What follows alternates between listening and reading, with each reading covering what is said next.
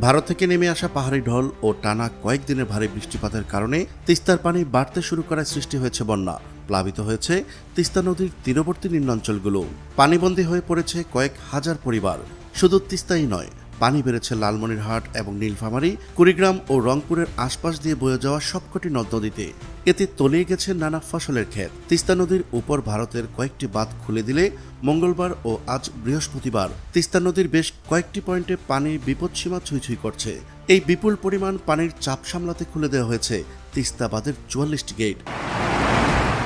উত্তরবঙ্গের বন্যা কতটা বিপজ্জনক হয়ে উঠছে, কোন কোন এলাকা বন্যার পানিতে প্লাবিত হচ্ছে, তা জানাবো আমাদের সহকর্মী রইসুল সরকার রোমনের ভিডিও চিত্রে।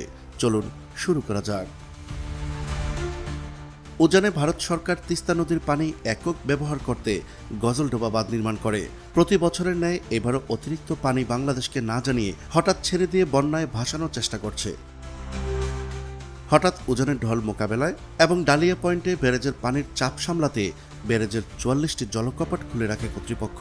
তাতে তিস্তার পানি বৃদ্ধি পেয়ে প্লাবিত হয়েছে জেলার হাতীবান্ধা উপজেলার গড্ডিমারি, আদিতমারি উপজেলার গোবর্ধন, গরিবুল্লাহ, ইস্পারবাদ, রজবপাড়া, আমেরতল সহ বেশ কয়েকটি পয়েন্টে।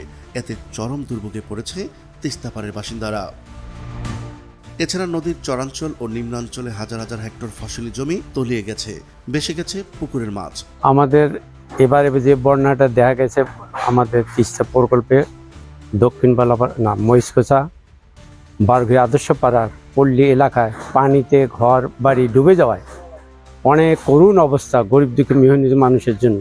তিস্তাপাড়ের বাসিন্দারা জানিয়েছেন, গত 4-5 দিনের টানা বৃষ্টি আর ভারত থেকে নেমে আসা ঢল হঠাৎ করে শনিবার থেকে বাড়িঘরে পানি ঢুকে পড়ায় তারা গবাদি পশু নিয়ে চরম বিপাকে পড়েছেন।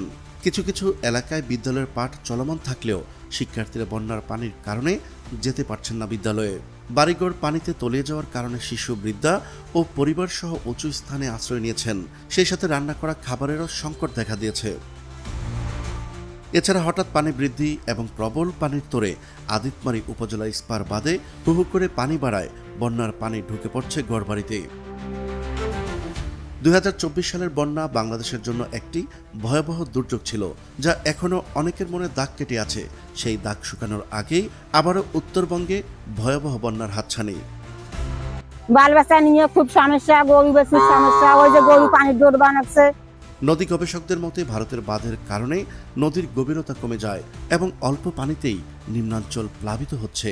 তিস্তা নদীর পানি বেড়ে কুড়িগ্রাম জেলার প্রধান প্রধান নদ নদীগুলোর পানি বাড়ছে।